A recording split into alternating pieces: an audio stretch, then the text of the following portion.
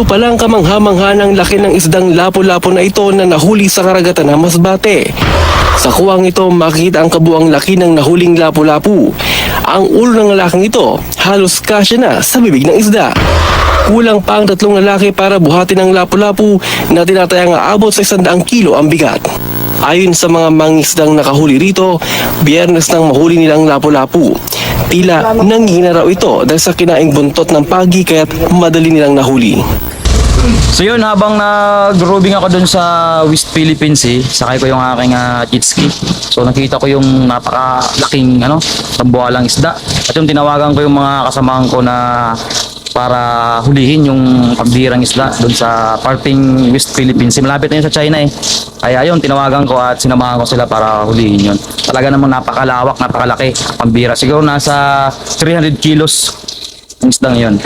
At ayun nga, habang naglilinis ako ng aking barko, kinakarwash ko siya, tumawag agad yung kaibigan ko, tinawagan niya ako, sabi niya, may malaking isda. Sabi ko, hindi ako naniwala sa una, pero nung pinuntahan agad namin, ni-start ko yung barko namin, agad kaming marurot.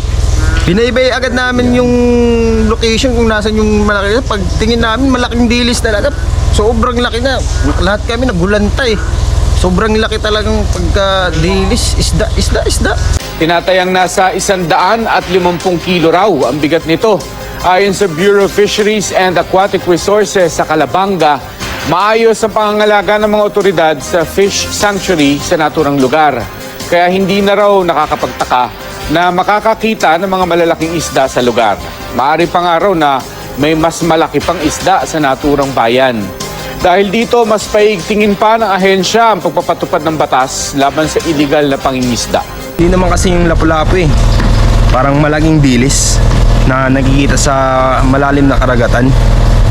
At parang pinakawalan yun ng gobyerno para sa mga tao.